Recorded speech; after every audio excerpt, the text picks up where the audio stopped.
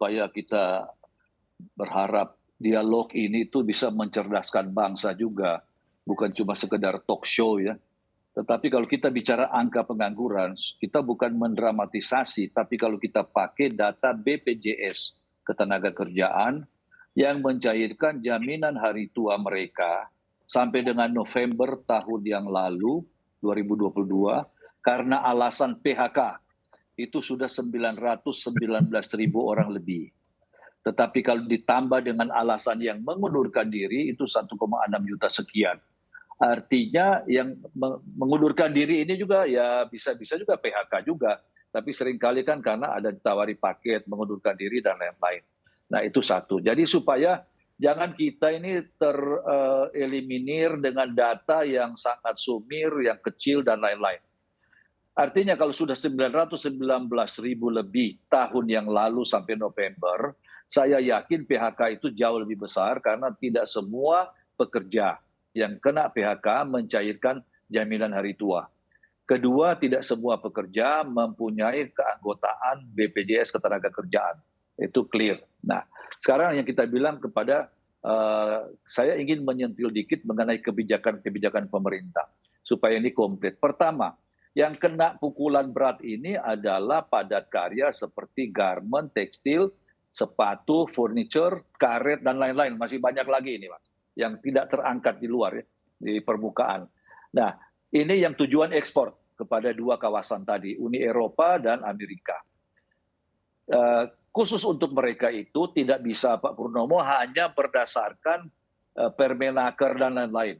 Karena kita dengan buyers sangat clear, kita harus compliance, ya, harus comply apa yang ada dalam peraturan. Tidak bisa himbauan kalau buruh setuju dan lain-lain kita bisa jalan. Jadi itu pasti akan ditolak buyer. Sehingga kita perlu betul-betul penggarisan. Kalau ada fleksibilitas jam kerja, no work, no pay, itu dikeluarkan pemerintah baru bisa diimplementasikan. Nah, yang kedua yang diangkat Pak Redma tadi, khusus yang dalam negeri. Ya, dalam negeri ini mereka tidak mengalami hal yang sama dengan kita, itu karena pasar dalam negeri kan berbeda. Tetapi yang perlu dilakukan pemerintah adalah menegakkan kebijakan yang sudah ada.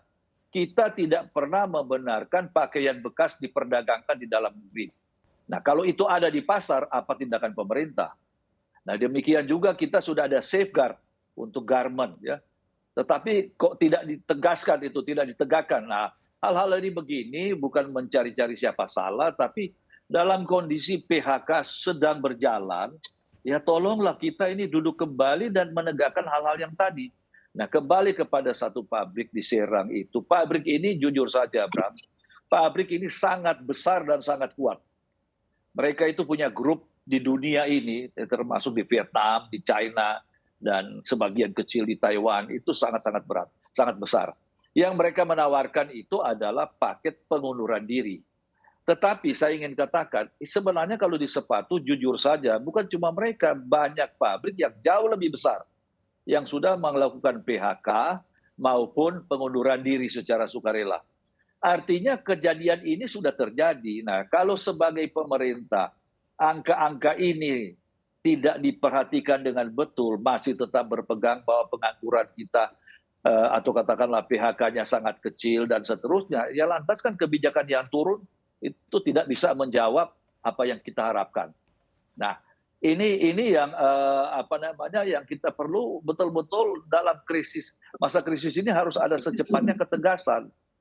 Jadi apa yang kita butuhkan? Yang paling penting bagaimana menyelamatkan lapangan kerja. Karena Pak Menteri, Pak Muhadjir Effendi waktu meninjau satu pabrik garment di Bogor, begitu beliau melihat sendiri PHK terjadi, langsung terlontar dari Pak Menko PMK ini, waduh kemiskinan naik ini.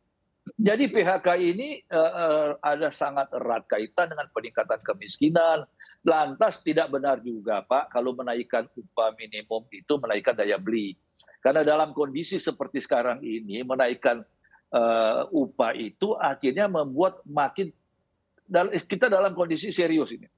Jadi tolong ini jangan hanya mengentertain satu kelompok, lantas mengatakan ini demi kepentingan bersama. Ini juga tidak benar. Nah, oleh karena itu, di dalam mengatasi masa krisis ini. Marilah kita bicara secara jujur dan jangan didrive oleh politisasi.